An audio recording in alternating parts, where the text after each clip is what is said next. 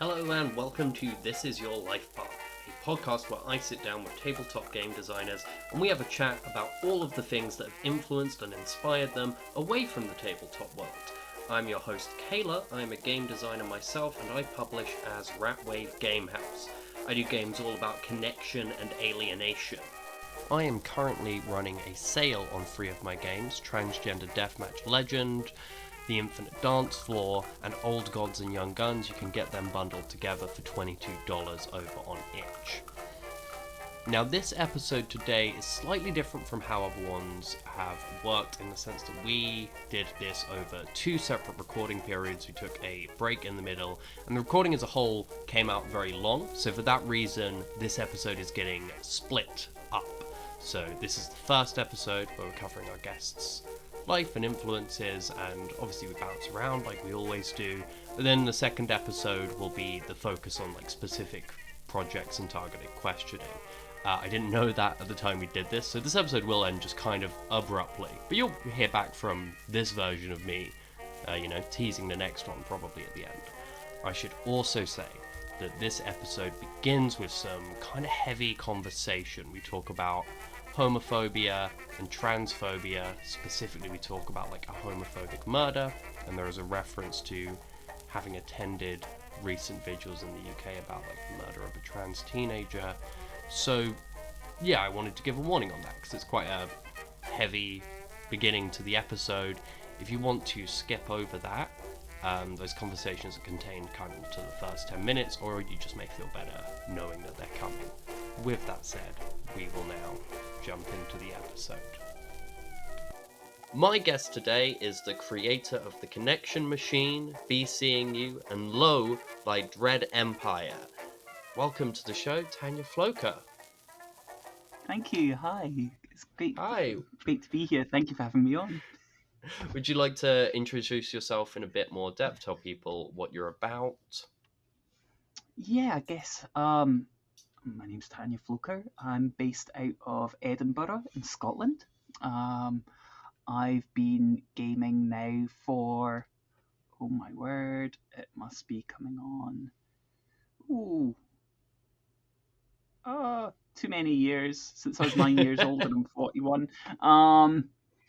I just done a complete brain burp. I'm blaming it on the COVID, so I've been having a lot of those recently. So, I'm sure lots of people are. I guess when it comes to games design and roleplay games at large, I'm involved locally with a local indie and small press games club called the Edinburgh Indie Gamers. We're a collectively ran club dedicated to playing small press and indie titles. So sort of stuff that often there's maybe 1 or 2 people at a bigger club that want to play, but you can never quite get the right people or get the interest. Come to Indie Gamers, and we do nothing but that stuff. So involved with organising that. I'm one of the mods on RPG creation over on Reddit, and I also try and write my own games. That's why I'm chatting with you today. And most of my games, I bring in sort of ideas from like the world at large, but also a lot of my political influences. I'm an anarchist communist politically, and so that influences a lot of what I'm sort of writing and thinking about, and as does a lot of other things in my life that we're going to get to on this wonderful show. Yeah. What I find interesting about a lot of your work when specifically reading credits is I feel like you have a lot of understanding of what you're pulling from and been influenced by. It's interesting because I feel sometimes people don't necessarily aren't always aware of that. But we'll go into in-depth things. So I guess as a nice sort of starting point, scene setting thing, where did you grow up originally? Oh yeah. So where I was originally born in Croydon, sort of now part of South London more officially, and I lived there till I was about 5. So all my sort of very early memories come from around that area. And then my family moved up to Perth in Scotland, where my dad was originally from, I stayed there until I was 18, just turned 18, and as soon as I could, I got as fast as I could out of town. Moved over to Glasgow, stayed there until about 7, 8 years ago, and then I came through to Edinburgh, and here I am. And but in a lot of that time, I would go back to London, stay with family, bounce back up, that kind of thing, and done a bit of travelling as well. So yeah, Yeah, makes sense. Is Perth like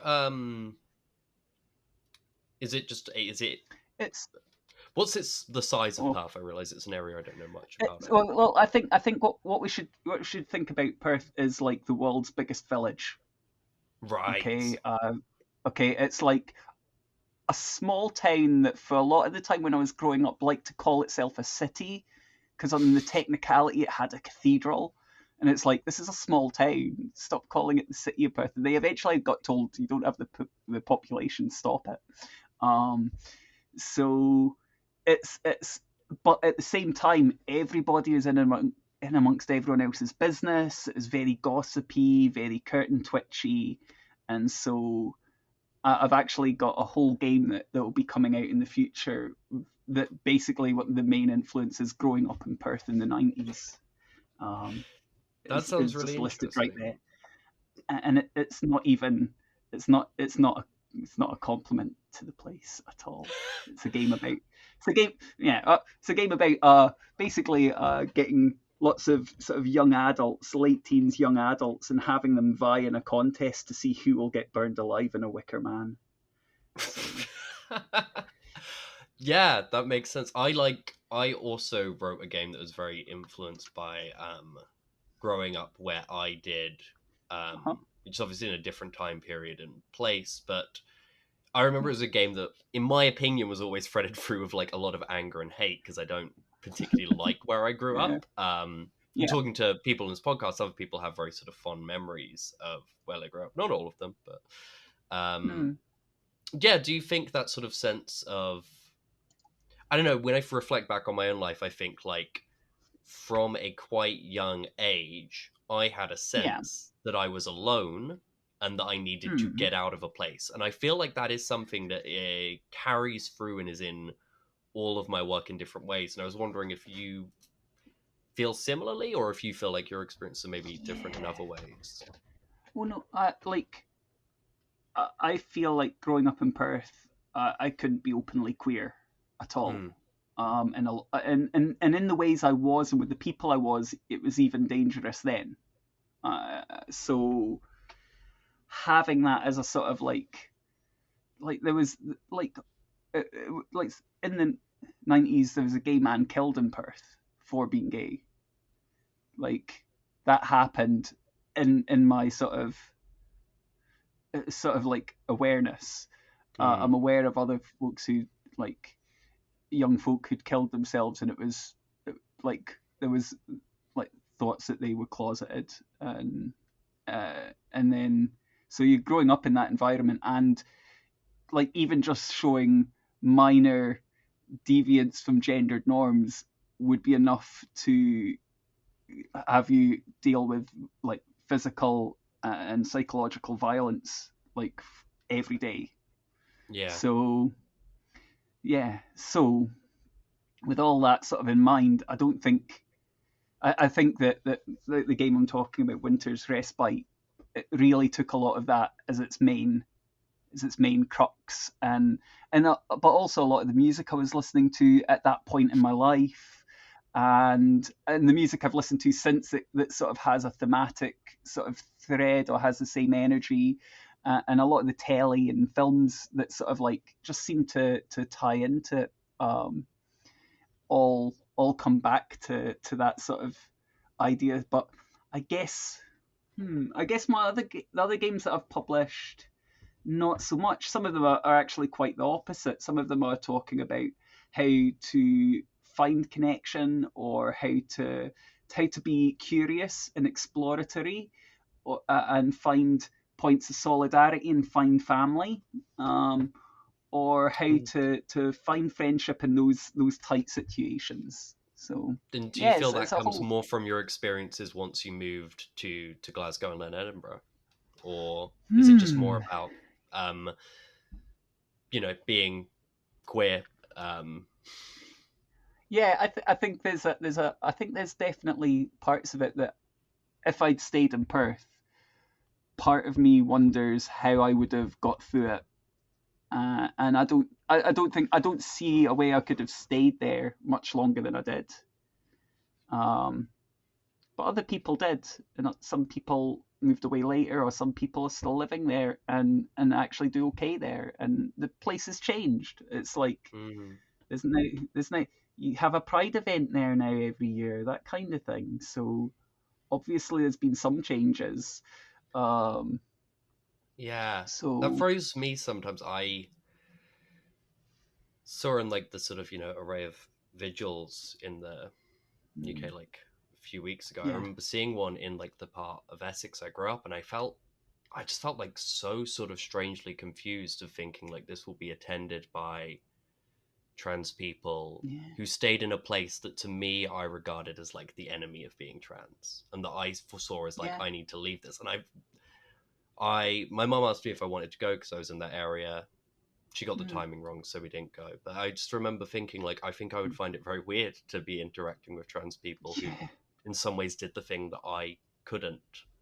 yeah, I don't know. yeah. It's no, I get, I fully, I entirely grapple with that myself as well, and it's interesting because like I bumped into, I was at a queer cabaret, sort of in event in Edinburgh a few years ago, quite a few years, about 4 or 5 years ago now, and bumped into someone from my school that we were tight, we were good friends at high school, and the first thing they said to me when they turned to me was like, "Hi, so you survived?"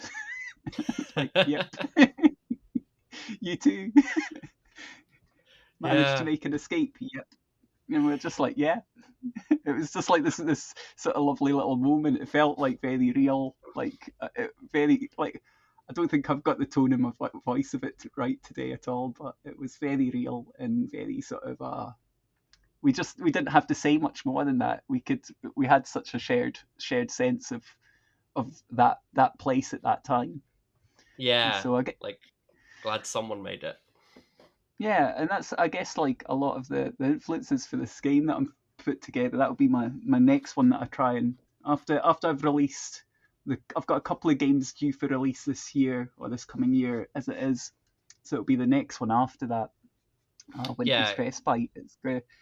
Great. It has all the influences that tie into that. It's sort of like if I was thinking films, obviously The Wicker Man. I've mentioned The Wicker Man in it. That goes 100%, and everyone's going to think Midsummer, but I actually wrote the game and then went and watched Midsummer. But it definitely plays an influence in when I was polishing it up and refining it. And Mm. but you know the Fire Walk with Me, the Twin Peaks Oh, prequel God. movie. Yeah, Yeah. that's 100% part of it.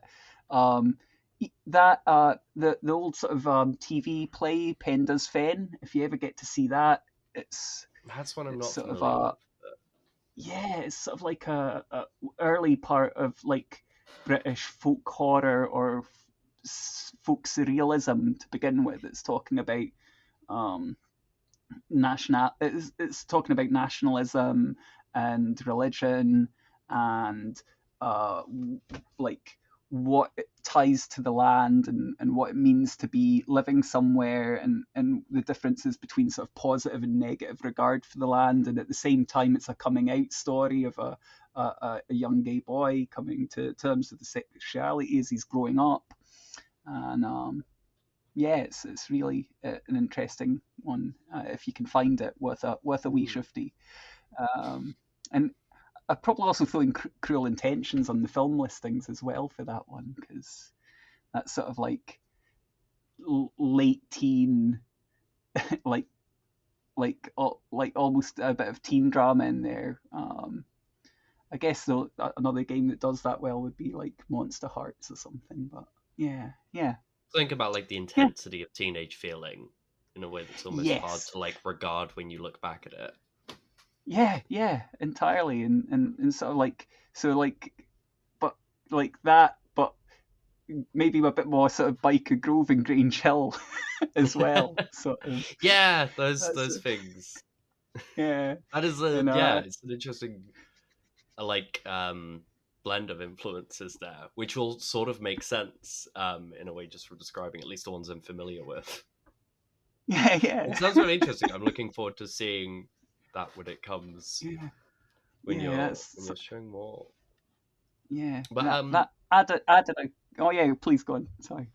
I was just going to ask, did you in that case have much of an idea of what you wanted to be when you were growing up, or was your idea more I want to be not in this place? Oh no no no! I probably had like a million different things I wanted to be as I was like growing up. Let's think back. There was, I think, uh, I wanted to be a clown to start with. I thought that would be really good. It'd be quite interesting to be like joyous and bring happiness to the world. I wanted to be a chef, probably for a similar reason. I probably like helped cook one day and then just thought people like this. I'm going to do this. This is like young me, sort of like talking primary school sort of age, and then I think an architect for a while. I don't know Okay. why. I think I just enjoyed drawing buildings. A chemical scientist. Yeah, and then I don't think it's ever really stopped because even after I've been working and doing stuff, I've like at one point I considered retraining to be like do like religious and moral education, or I've thought about talked with friends about starting a cooperative cafe at one point, and I'm currently training to become a counsellor, so I'm in the midst of education as we speak. So Mm, oh yeah, mm. yeah. Oh yeah, no, It's I'm actually a trained biochemist as well. So oh, that's cool. So it is a lot of that stuff. I guess talking about like clowns bringing joy, chefs. People liking food and wanting to give something, even teaching and workers co-op stuff. Like I don't know if I sometimes have a tendency to try and thread things neatly together, which mm, is obviously not how things always work. But in my mind, I'm thinking like, oh, a lot of the things you describe are about giving and doing things for other people to make things easier for them. mm. Yeah, I guess I like things where I'm working collectively with others as well. I'd be a terrible boss. I think that if I was put like hierarchically in charge, without it would be a bad thing, and that like I just think it's just a sort of reaction of the sort of like the way in which that social structure is formed. And so I kind of have naturally gravitated, and as I've got older and older, it's became more and more intentional towards things where either I've not been in a managerial or sort of like overseeing role, um, unless it's sort of like a collectively decided like this leadership is the rational thing, and we're going to have that for a time. Um, and I've sort of like always, but at the same time, I've kind of got sick to the back teeth of manage people managing me. So I'm trying. Yeah, right. I'm pretty sure it'll happen again, but I'll deal with it. But I'm trying to figure out a sort of a different way to set up those relationships with the people you're working alongside, and I'd Do end you up feel that with influences how you approach like collaboration in creative yes. projects? Oh yeah, 100%, 100%. I've like I've done some games design and put together the sort of like art and layout myself, but I've been collaborating a lot recently with artist over in Finland, Julia Navilian, and her work is spectacular.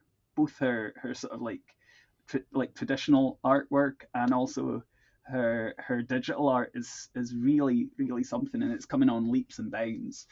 Um, and it's been such an interesting collaborative process we've developed because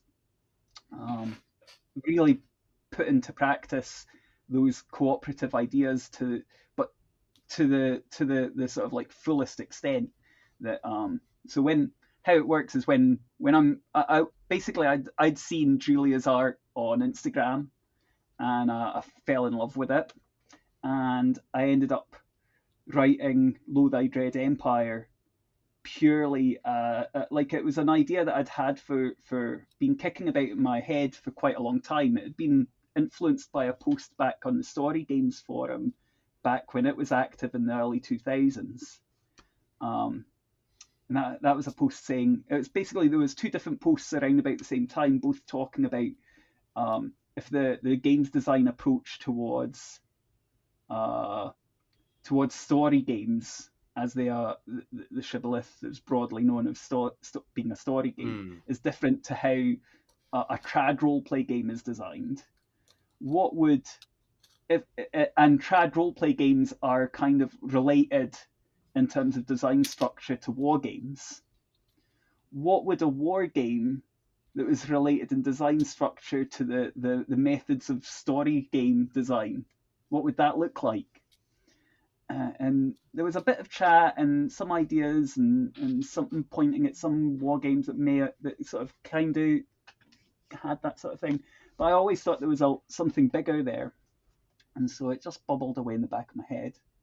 And I had this idea, and I was slowly putting it together, and I put together sort of like a couple pages of sort of like the basic rules, and it wasn't going anywhere fast. And then I seen Julia's art, and I was like, I'm going to work with Julia.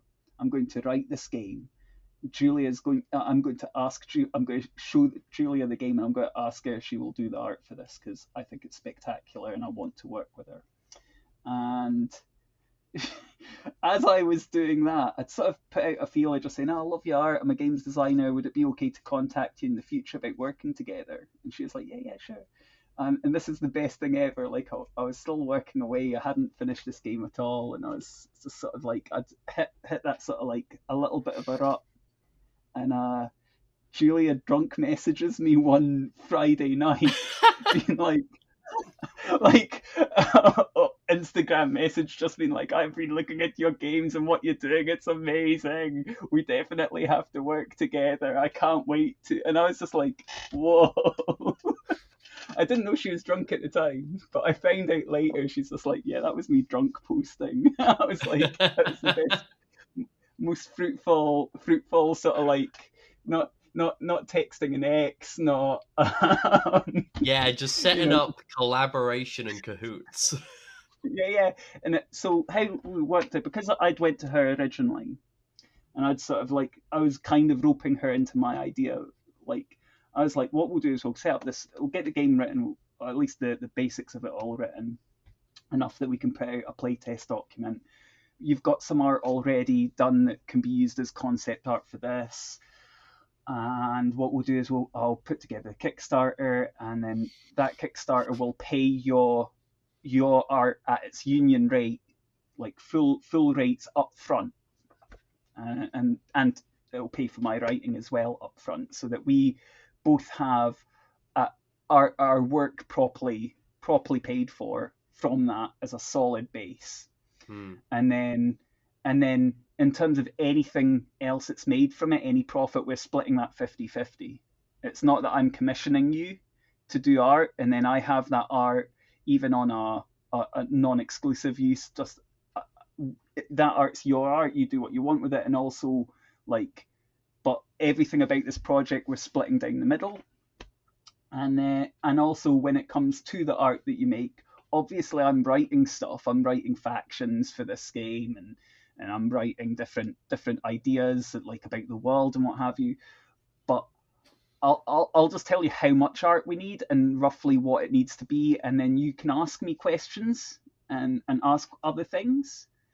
And I'll put in a bit of input. It isn't just like we're working back and forth, but I'm doing all the writing, and I kind of have the major share of control on that. And I was like, you have the major share of control on what the art ends up being. And that sort of like complete sort of like, you just go off and do the art and I'll see what happens. And unless it's something that I'm like really, really opposed to, like we're just putting it in, and that's how we're going to do it. And it's been spectacularly successful because me and Julia were just chatting about this last night, in fact, that we're both really happy with how our collaboration works because that basically we both feel like we've got a lot of freedom, and that's meant that we have a lot more communication between us, which has meant that and like the first piece of art Julia did specifically for the project was like for the revenants of the Black Cross. It's sort of like imagine undead prison abolitionists um, like going up against these massive horrendous like flesh prisons of like this grim dark setting. Anyway, that basically I had no idea. I get this bit out. It's like finish the first 2-page spread. What do you think? And I open up and it's spectacular. It's beautiful. It's like this Blanchitsu grimdark like vista of like these zombies ranked up with like all black blocked up and like ready to take on this towering edifice before them, and like these sort of like anarcho punk ones at the front going raj, and it's like, oh, this is so sweet and so beautiful. I'm really loving it. And but unbeknown to me, only Julia knew this, and Julia didn't even know before she started doing this piece of work. My setting has giants. I had no idea. There were no giants written in anything that I'd wrote, but right in the middle of this piece of artwork is this massive giant with like chains and like stuff welded and like stuff that had been sort of melded like really nastily into its skin, and there was something going on there. And I was like, it looked like at first it looked like it was a huge moon in the background, but it was actually like this huge rock that had chains embedded in it, and these chains were like tearing into the flesh of the giant. And I was like, wow, this is amazing. I had no idea they're giants. And what's that on the giant's back? And Julia just went, I don't know. No idea. And I'm like, wow. And we had like this like half-hour conversation about what had happened, what it was, what it could be, like just being really sort of like interpretive with it, and sort of like it just reminds me of that sort of time when I was sort of like 9-10 years old, and it's like the early 90s, and I'm looking in like the Realms of Darkness books by Games Workshop, and I'm looking at them and being like, what's that? What is that thing? And it doesn't tell you anyway. It's just like this baroque, unusual, alien sort of thing that's going on, and you're like, well, it's just part of the setting, and it's part of its sort of like beauty. And yeah, we've had a lot of that going backwards and forwards, and now and again, like we've needed to sort of go, oh, can this change or that change? But it hasn't felt difficult because we both feel like we're treating each other with the respect and of our respective crafts and arts, and and we just feel like it was so good that basically when I said, do you want to do art on my next game, I've kind of wrote a game again with your art in mind. Julia was like, yeah, and she's going to be doing art on at least another 2 projects coming up, hopefully, if all things go well, because we're just like, we this collaboration just seems to be building and building, and we're both really happy about where we're going with it. So yeah, collaboration as discovery and being like a genuine creative team, rather than something more like structured or stuff. Am I accurate? And I may cut this if it turns out I'm not accurate. But I'm accurate, like for Lowlight Dread Empire, that's based on the paintings, but then Julia, is it the case that for the Connection Machine that's digital art, right? Or have I? Yeah, absolutely, yeah, 100%. I just found it really interesting, like from the collaboration of like the different format reflecting two very different games. Yeah, very much so, and it's just that sort of the way it clicked into place was really nice, because Julia's honestly her traditional artwork is just got like the main touchstone for gamers is going to be like John Blanche, but it's got this really just fantastic griminess and sort of like, yeah, it's just very sweeping, some of it, and I love it so much. And it's the colors are warm as well. It just draws you in. But the her digital work is like these fantastically surreal, like it's like very intricate digital collage work. Like some of the pieces, you have to really, if you want to see really what's going on behind you want to like switch your screen to black and white only, and so you can sort of get the contrast and start picking things out that you couldn't see right away with the full color work. And yeah, it's some of it feels very much like some of the more sort of like distinct pieces feel like Sandman covers. That's kind of sort of Yeah. like, yeah. But some of them are just like really intense, intense, surreal, impressionistic pieces, which, yeah, Yeah, there's like highly recommend. a definite sort of aggression to some of the pieces that I Mm, see that I've seen for the Connection Machine, hmm which makes to me makes sense and carries a lot of the sort of themes and such to Yeah, like the sort of yeah, forefront of my mind. yeah. Well, that game's just got a lot of. It's another wealth of different influences and sort of ideas that are worth exploring, I think. Yeah, absolutely.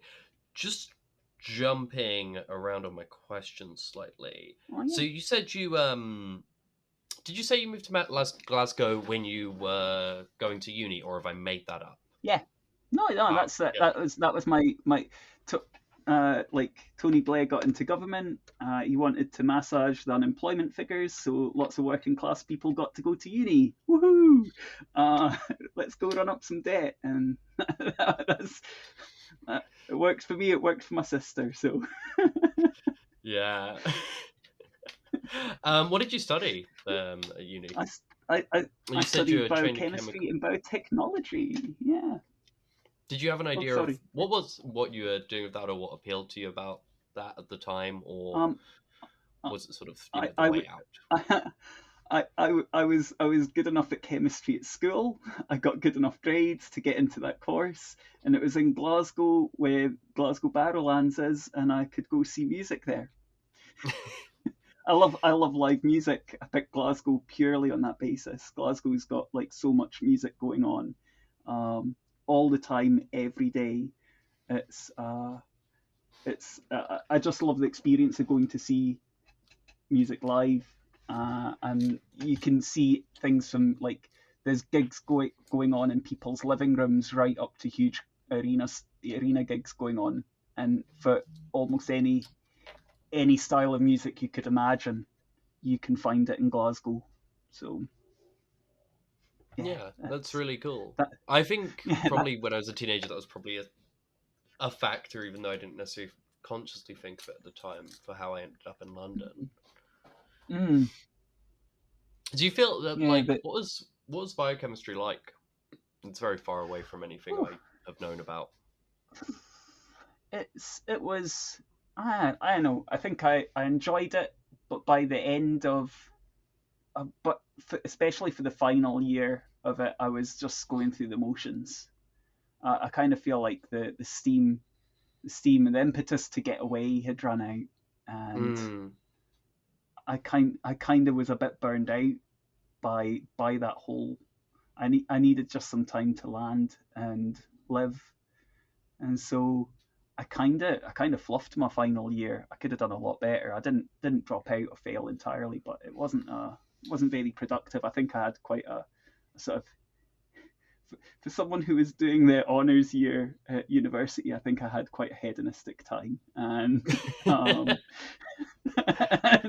and I believe the term's pissed it all away. Uh, but on one hand, but on the other hand, it was probably really fun. It was really fun. It was really formative, and I made lots of cool friendships and had some interesting times and seen lots of live music and did lots of things that I have no regrets in having done. yeah, Yeah, I always think about Tony Uni as like, oh, I was very much a mess by the third year, but also I'm like, that was good. Mm, I left a place I was not happy in. I made friends, discovered emotions, hmm switched up genders, and like to me that makes hmm the whole thing worth it. Even if I'm like, I didn't read the books in the last year. I was studying English. Reading the books was like the only thing you were really supposed to do. That's kind of, But yeah. I did the whole society is hypersexualizing me as a bisexual. Maybe I should lean into that some. Yeah. yeah, yeah. Anyway, yeah. It's just like it was. Yeah, I think going to uni was the right move for me. It gave me the space and especially the breathing space for what was needed, and it allowed me to sort of like find myself a little more. I know that's a bit hokey sounding, but definitely definitely had a sort of like okay, and that carried on. I don't think I completely unpicked it just in my 4 years at uni. I think there was a lot more coming like for the decades following. You don't Like, think but you'd had your whole yeah, life solved at 22? it's funny that, eh? No, but it gave me a good platform to get on with it. That Yeah. probably like could have been given a lot earlier under other circumstances. But Yeah. There is always that. So oh well. what kind of jobs did you end up doing after university? So I tried to get a few biochem jobs. I didn't really get into it. I worked as, let's think. While I was at university, I done porter work and cleaning work, and I'd done some after uni as well. Uh, Kitchen porter. I went and worked call centers, doing random call center work. Uh, what else is there? I'm sure I think on it. Yeah, even before uni, I was working. I worked for McDonald's as my first like real waged job. Mm. Um, like basically that paid for me to get moved through to Glasgow. Um, yeah, and before that, actually, my very first job was working for my uncle Ian, who had a taxi firm, putting his business card with a taxi number on through people's letterboxes. Me and another pal at high school would go up and down streets in Perth just putting it all in. And we were so good at it. My uncle had, unbeknown to me, been chatting with my dad, being like, "Do you think it's actually being done, or are they just dumping these cards? Because they're coming back and they're saying they've done like hundreds, and it seems a bit. It was a penny a card. I'm getting paid, by the way. So this Oh, is right, right. I'm not naming who put me up to this because but it was like they're like getting like 20-30 quid a go, and they're like, oh, let's see. And then apparently a few days later they were getting the areas that I said that we'd blitzed were getting like loads of calls coming from them. So it's like, yay. I wouldn't stuff my family. So yeah. If it had been a random boss, then yeah, probably half of them would end Yeah, up oh, in a yeah, bin. yeah. Fair enough. But Again, that's the deal. That's the official deal. You do about half, don't you? And then, but yeah. Then after that, I sort of I did tech work. I ended up working for a big telecoms company doing their network stuff. And I worked for them for about 10 years before they decided to offshore the work, or what that really means is exploits people worse somewhere else in the world. So yeah. after that, I've been a full-time primary parent. I've been a part-time counselling student recently. Uh, and I guess I'm a occasional games designer and artist these days, and a bit of a troublemaker, all told. So yeah. So do you think any of like these various different jobs, do you feel like you carry some of those sort of influences with them, whether it's noticing like, oh, how I'm explaining stuff has really been influenced by this, or do you think in some cases it's more about experiences and how you felt in these things that may have, become Um, part of you? I think that, yeah. Oh, sorry. Yeah, I think the experience of doing tech support, where a lot of the time I'm talking to people who are like, I'd be sat in the middle of people who have got a problem in their home, and sort of open reach engineers who are out in the field trying to figure out where problems are, and having to convert very technical chat on one hand into very sort of understandable chat on the other, and then also deal with people with no technical knowledge and guide them through to do something quite technical, and then sort of liaising backwards and forwards. Um, I think that has had an effect on how I approach my games design, because I feel like I try and sit down, and when I'm designing the game and writing it, I try and think about it in terms of like, we're sat down and what are we doing in what order. When I'm actually wanting to play, does this instruction manual, this book, the instruction manual part of it, do I really understand and feel how to play it? Because I'm sure like anyone that started gaming in the sort of like 80s, 90s, that you would know. And if you look back on some of the older role play books, they're just terrible for actually telling you how games played. If so, like some of them didn't know, or some of them sort of, there's this obligatory what is a role play game segment, as if it's sort of like a disclaimer, and then it just jumps into like the mechanisms in a sort of like, you kind of, I feel like a lot of, like, I'm now in my early 40s, and I feel like Oh other no. gamers who sort of gamed the same length of time as me at my age, we're sort of like, it's that aeroplane diagram of survivor bias. Hey, so this is the point where our recording got disrupted. I can't exactly recall if someone was streaming something or if I just had a bad Wi-Fi moment. But we got completely thrown, so that's why that's an abrupt cut. And then we come back and we pick up our place well enough from the next question. Being back now properly, I guess the next question I did have on my list was, who was your first, like, how were you first introduced to RPGs? Was that through a person or...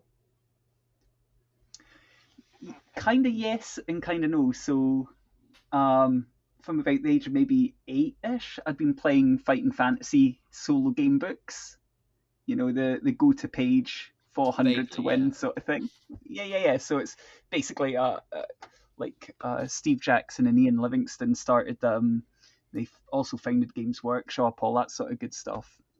And they're doing this sort of like, I've been playing these games, and it's sort of like you roll dice, and so it's got all the role play elements solo. And then my cousin also played, uh, unbeknown to me, was playing like other role play games. He's like 3 years older than me, and playing role play games and war games and Blood Bowl and all sorts of things. And so we were both being left at our granny's house one afternoon. It was probably a holiday of some sort, and like, and so we're both there, and he brings out this book called Dungeoneer. It's advanced fighting fantasy, and he's like, "This is like your fighting fantasy books, but I'll make up the story, and you have to play it." And I was like, "Wow, this is amazing!" So, like, I basically, we played probably like an hour tops. It probably wasn't that long of like role play gaming, like tabletop role play gaming with multiple people, like with me and him just playing.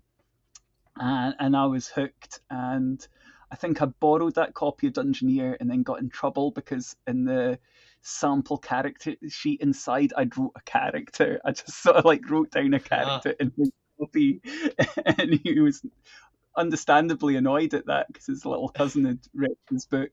And Just like, Um, well, I had all these lines for writing. Why would I not? I I thought that's what it was for, and my mind, I was just so into it. I was like really into it, and it was like I'd been doing these solo books, but this was like something else entirely, and it just was like I was like 9 years old, and it just blew my mind. And like from there, I'd also been to his house a couple of times, and I'd seen all his sort of like miniatures and that sort of thing, and it was Games Workshop stuff, and I got into like I bought Space Crusade for my birthday. I got bought that, and then I had all these miniatures, and I started painting them, and like that was it. It was just like a cavalcade of geeky stuff from then on. I was just like, Yeah. Do you still talk to your cousin? no, we've kind of like it's weird though because we've kind of floated in different circles, but I kind of feel like we have similar overlap because I know he's in the sort of like like east central belt of Scotland, probably around about Dundee somewhere, in that he does like he's a noise musician sometimes and does like has his own like music distro thing and some other stuff going on and art stuff. And I do art stuff in the same place, and I know loads of noise musicians, and it's just like one of these weird things that we never run into each other at all, and I kind of feel like we should in some respects. I kind of it's just a little unusual that we haven't, and maybe one day we will. Because like I was even up in Dundee, like one of my games got turned into an art exhibit last year, Oh, and that's so really cool. yeah, it really was. It's amazing. So surreal to see like the art that I'd made for a game called BC New, like like blowing up instead of on a sort of like A4 sort of landscape spread in my little like self-funded like kickstarted book. It was like blowing up into huge on walls like along inside a gallery in Dundee. So and it was amazing because it was also like I got to like as a workshop sort of session, got to run games for people just to come in and play the game with me and sort of like engage with it on that sort of level as well.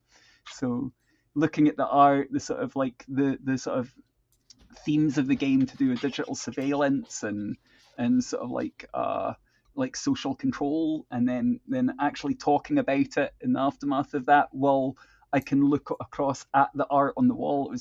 It was kind of like I was grinning all the time. It was surreal. Yeah, that sounds like a really fascinating and kind of mind-bending experience of like taking something into a completely different space, which Yeah, yeah. sounds very fulfilling.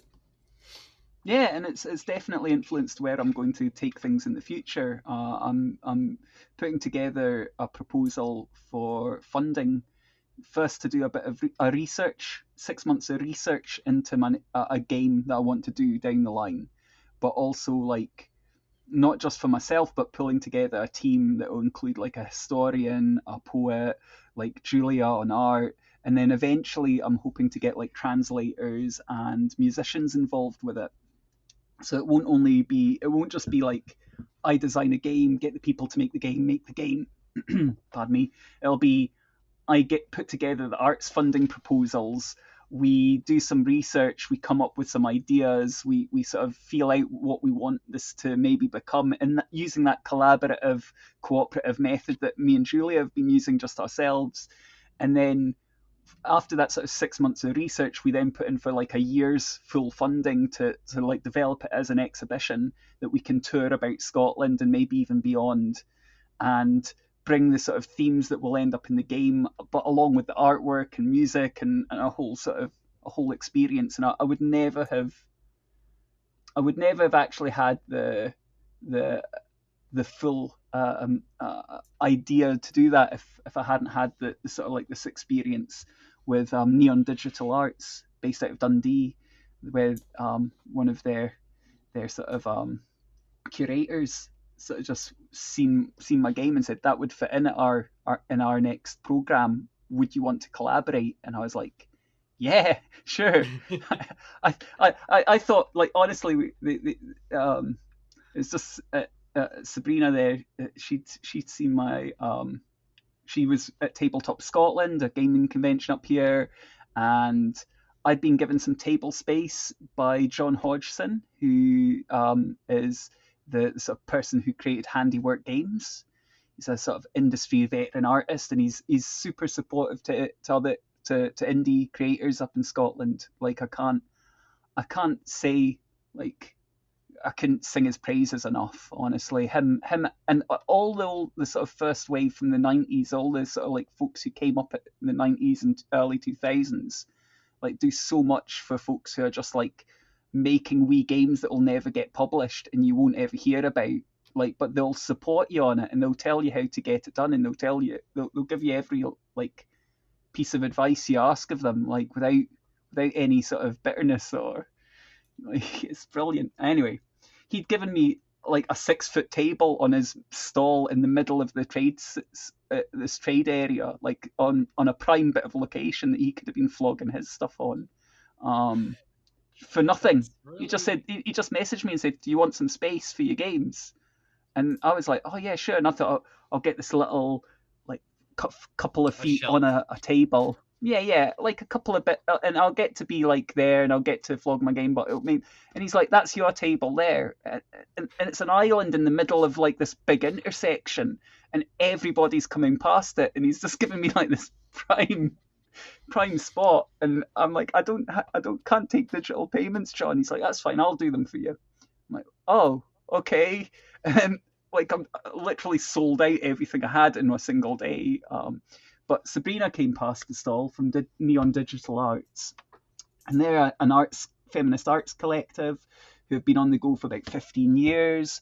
They're based up out of Dundee. They have a sort of like they help manage the Keeler Centre there, which is an old indoor shopping centre that they've sort of been pulling some more art stuff into to try and help revitalise it and sort of make it a bit more a more vibrant space that's more engaged collectively with the community rather than just a sort of like half empty indoor centre that people use just to get from A to B rather than to go into for its own sake. So they basically, Sabrina said, the themes of this game sound exactly like the themes of our upcoming program, and so would you like to like could we use your game in some way? Could we like collaborate in some way? And I was just like, yeah, sure. And I gave my email, and that sort of thing that you might hear from someone a few months down the line or something, or they were like, oh, I thought that maybe they were like, could we print up copies of your game? I'm like, yeah, sure. So I thought I'd send them like the actual design files for the game. They'd print up some copies for themselves. Like there'd be a small print run that I didn't have to pay for. That's fine. Yeah. Yeah. I was like, that's brilliant. What do you want? I've got all these files. Just pop them up, take them, download them, do what you want with them. I'm not fussed. Like, I released it under public domain license, so anyone can do anything with it if they really want. But she's like, "No, this is brilliant. This is perfect." Like that Monday, so that was Saturday, and that Monday I get this email, and it's like, "Oh, I've been talking with the director at Neon, Donna, and we want to do like this video call with you." And so I get into a video call thinking, "Oh, I wonder what it is." Like they just want to dot some I's, cross some T's. They're like, "Right, okay, so really love this, and we're wondering, would you be up for like having the art from it? Could you get that? Would that be possible to blow up?" And I'm like, "What sort of size?" I'm like, "Well, so it's big up on a wall." I'm like, "Yeah, some of the photos in it aren't vectored, so it's going to be. I'll have to see how big I can make them, but potentially I can rework them. Yeah, that's fine."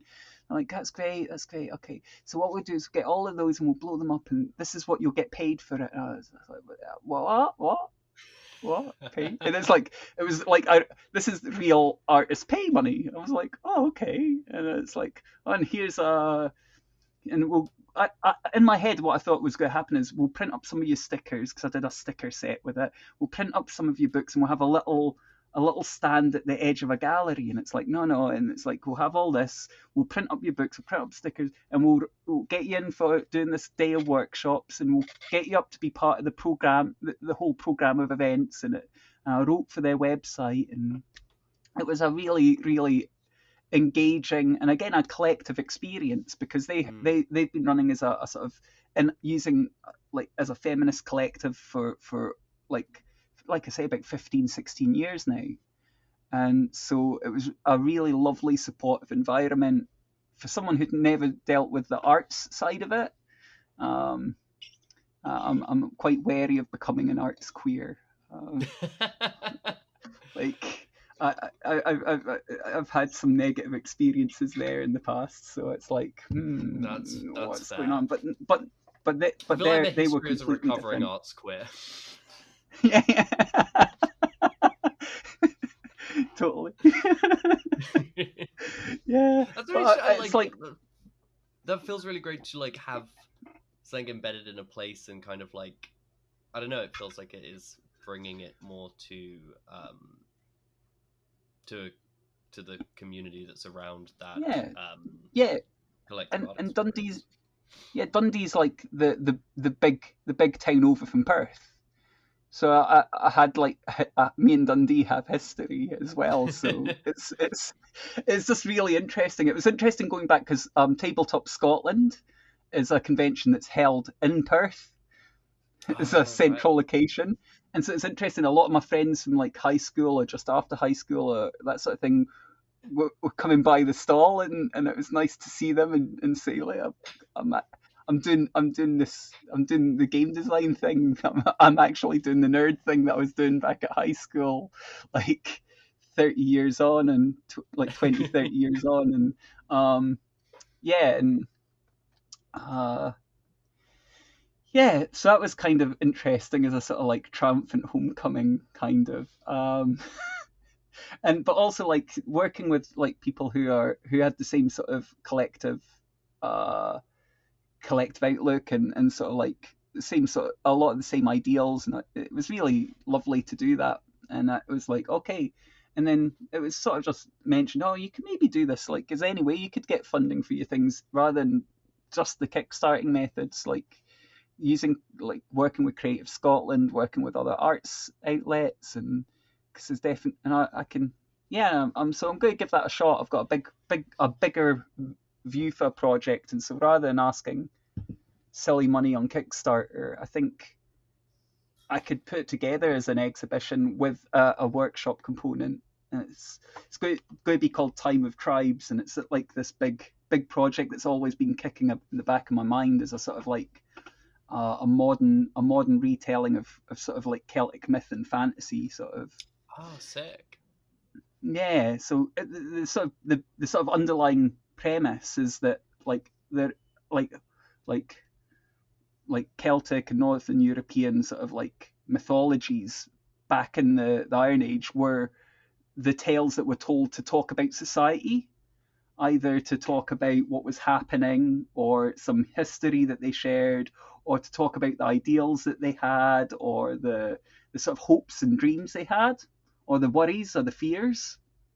And Mm. so, what if we were to take the structures and ideas and some of the characters of those mythologies and those, like, and then talk about them? What if we use those as the trappings to talk about current situations, current events? Like if we're talking about ecological collapse, if we're talking about the rise of the far right, if we're talking about the like liberatory politics, if we're talking about like the sort of like refocusing how we think about gender and sexuality, like what would that look like through the lens of Celtic mythology, like northern Celtic mythology, so Scots, Irish, maybe some like Icelandic and Scandinavian influence. What would it look like? Because when you turn on and see like Viking like fiction these days, it's all very much like tits and blood, isn't it? So Mm. let's what could it look like if we're talking about like more sort of contemporary issues through that lens? And I think that would be interesting to see the art that comes out of that, to hear the music that comes along with it, and also the game that I want to write about it. Is kind of Yeah. it's yeah, It sounds like a really interesting project that needs collaboration to be what it yeah, should be. Yeah, That's really and it's cool. got its huge range of sort of, and so drawing from that sort of mythological influence is definitely a wellspring, I think. Yeah. Yeah, I am I wrong in saying that one of the influence listed for like Lowlight Dead, Dread Emperor, Empire, that was a Yeah, butchered got the that's title, okay. which I've otherwise got free right like 4 or 5 times in this already. But am It's I fine. correct in saying that Everyone does on it. the on the Kickstarter page, Yeah, maybe you mentioned that like yeah, perceptions of the forces of undeath there were influenced by Celtic yeah, mythology as well. yeah. Yeah. Because in Celtic myth, like something being undead wasn't necessarily always going to be like get out your holy water and banish the thing. It's sometimes you'd run across someone and they died and they just want to tell you something, or it's got it's got greater meaning. It's like talking about the pain of like dealing with mourning and death, or it's talking about trying to put right something that you've done wrong with the environment around you, or it could be there could be some great, or the person could just be dead. You just happen to run, you were lost in the mist a while, you happen to run across some people who actually died a while back, they're kind of undead, they're kind of not, we don't know, and then you kind of keep going. And so I brought some of that into the game itself, because it, like all the forces that all the forces that are not really nasty are all undead, and that's still kind of gribbly and grimdark. But yeah. Hmm. That's really interesting. I was going to now just go into some different questions. I guess specifically about like your process, and then also some specific questions about your work. One thing I like to ask, almost like as an opener, is like, what kind of reading do you think you do that informs your writing? And I guess I both mean this in the sense of in terms of content, but also Mhm. I wonder if you have ever thought on your sort of if you have any thoughts on like your authorial voice or your approach to prose, and where you feel that might have Yeah. what that might be drawing on or molded by. Oh, definitely. I guess in terms of fiction, definitely the sort of like the new wave science fiction and fantasy authors play a huge role in my sort of like the things I like to read, and also how I like to try and write. Like so, especially like Ursula Le Guin, Michael Moorcock, um, late authors like maybe into the weird fiction like China Miéville. That kind of thing really plays into, like there's an essay by a very short essay by Ursula Le Guin talking about the responsibility of young and new writers, that even if you try and ignore the fact, you can ignore this, you can ignore the fact as much as you want, but what you're writing has meaning and import. It changes and shapes the world in some way, and it interacts with the world around it. And so we can't be it would it would be lax of us, or it's important that we understand that when we're putting our words to paper, I think, is the general gist of it, if I remember correctly. And so I kind of feel that when I sit down to write a game, it sort of ties in with the sort of like those all that sort of indie games designer, the sort of early 2000s wave of like, what's your game about? How is it about that? What does it reward, and what does it punish? And like, how does it do all this? Like, how is it about this thing? What is the underlying theme? And all my games that I've put out, like even the sort of small, sort of almost frivolous games, in the recent Edinburgh Indie Gamers sort of anthology zine that we put out, like I've got a little game called Tiny Spaceship, and it's sort of like a batteries not included kind of sort of like fun little like kids TV little spaceship comes down to Earth and is exploring the place kind of little game. But that comes out of also, it's sort of also talking about um people who aren't able to properly communicate, how you find common ground, how you find collaboration, and how you can mutually aid each other, act in a sort of solidarity. You both need different things and are asking for things in a different way, but you kind of find your way and muddle through, and it can be it can be confusing at times, and you can have like bust ups at times. But then if you've got the right, anything that is broken could be fixed. Like, we can't be right all the time, and we can't be perfect all the time, but we can kind of figure it out regardless, if we've got the right attitude towards it, if we come at it with the right sort of outlook. Yeah. That's probably been a bit of bell hooks got thrown into the creation of that one without me realizing it. That also makes a lot of sense. Yeah. Yeah. So a lot of political writing. Oh, sorry. Yeah. Oh no, go on political writing. I was just gonna say, yeah. Oh, okay, yeah. So yeah, probably just thinking on bell hooks, but also like a lot of sort of like black feminists, like a lot of the sort of like early anarchist communist texts, right up to modern stuff. A lot of the prison abolitionist texts, sort of like, are really I think so well written in a sort of understandable way. They're not jargony or theory.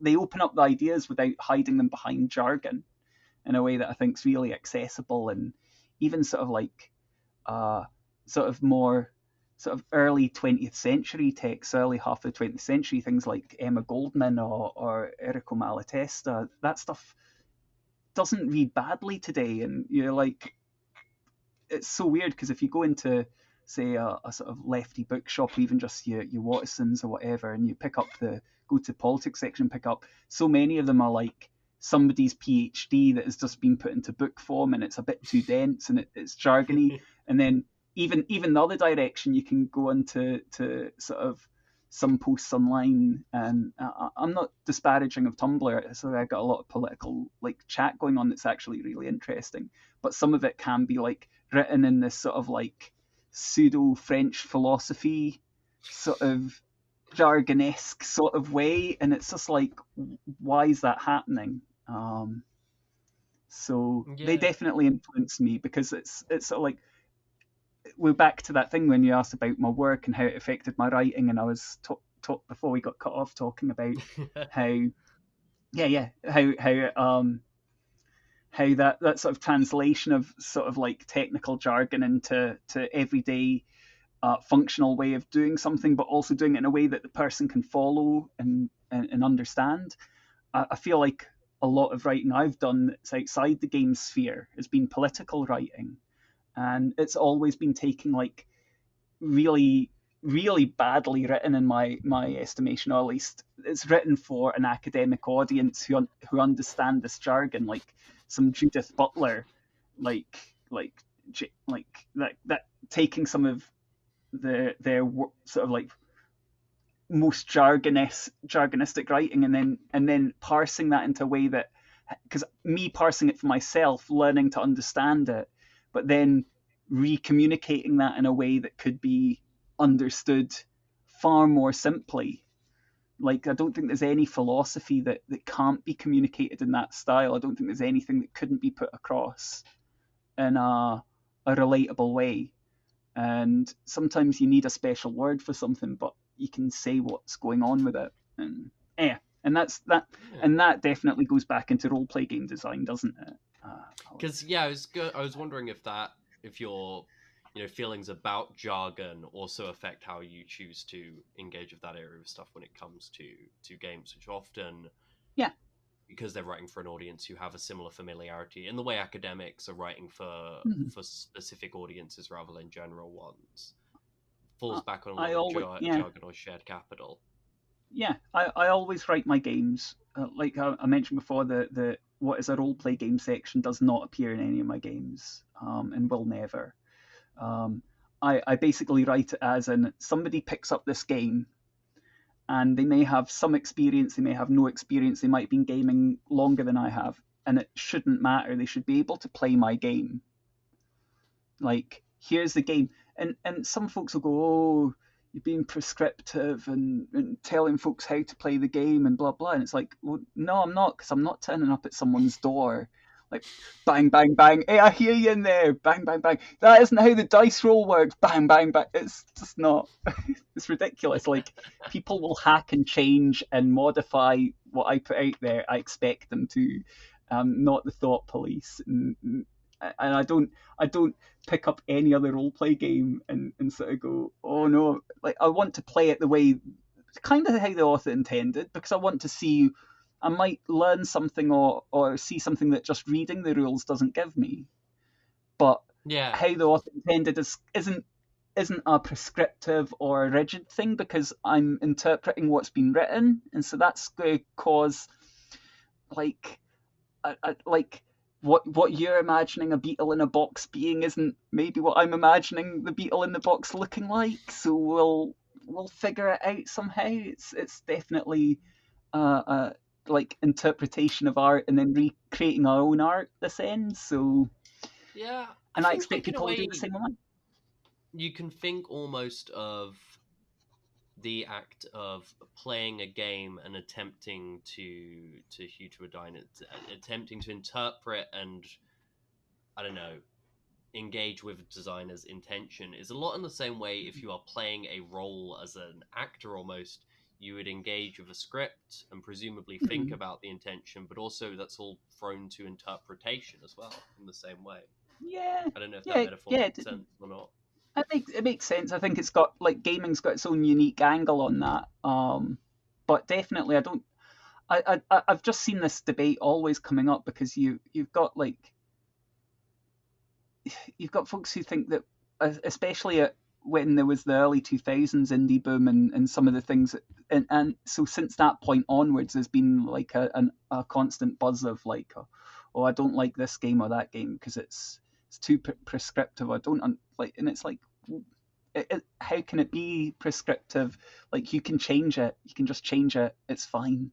Like, that's one of the joys of this type of game, this type of, like, entertainment, is that we kind of are sat down in a room with our pals, and it's about the conversation we're having, and the rules are there as a way of taking that conversation in new and interesting directions, and then us picking it back up and seeing how it carries on. And that cycle, I don't think there's a role play game, whether it's a solo game, Dungeons and Dragons, or like the weirdest indie that doesn't even have an itch page, it's so obscure. I don't think there's a game that doesn't have that as some way the loop. There's like something you're doing to create some form of narrative. There's something that the game brings to it that to shape that, and then you carry on from that shape. Like, and maybe there's only one spin of the wheel on that, or maybe you just keep doing that until your group falls apart, or maybe there's a definitive part where the game says, and now the story ends, or where the people decide now the story ends, and that's it's beautiful. Yeah, and there's something unique there, or maybe or maybe there is something to that in all art in its own different way, actually. Yeah. Do you, thinking, I guess, about different mediums and stuff, there's, times you're, I guess, explicitly engaging with influence. Do you ever notice something where you only look back on it in retrospect and go, oh, that was definitely influenced by this other medium? Oh yeah, probably, like, loads. There's probably moments with most of my games where I've tried to look back and thought, oh, obviously this film that I didn't recognize at the time played into it more than I thought, or like the some of the sort of underpinning ideas, like with the connection machine. I was like, it was only after I'd like finished the Kickstarter, so I'd already done like a first draft, a second draft play test. It's been out there, niche, for like months at that point. I'm working away at it. I'm like, oh yeah, Solaris. This is actually hugely influenced by that film, and it's like, not in some small way, in like a very fundamental that film has all the same themes I'm going for in a lot of ways. It takes them slightly differently, and I'm like, oh, okay, that's a big thing. So yeah. It was kind of a, of course it did, but I didn't consciously recall. Didn't consciously bring that into it, and there were loads of influences with the connection machine I was bringing in. Like I mentioned, I'm training as a counsellor at the moment, and so that came in really heavily to the design, but also a lot of science fiction and a lot of musical references appear like in amongst the game itself, and the mechanics and how it's played and its structure. So Yeah. yeah. So that is where we are going to cut this week's episode. When we come back next week, we'll pick things up and talk more about the specific inspirations and processes behind the connection machine, Be Seeing You, and Though Thy Dread Empire. Ordinarily, one of the last things I ask about a guest is where people can find them online, and it does feel unfair to not include that information in this episode just because Tanya wasn't aware I was going to end up splitting it in two.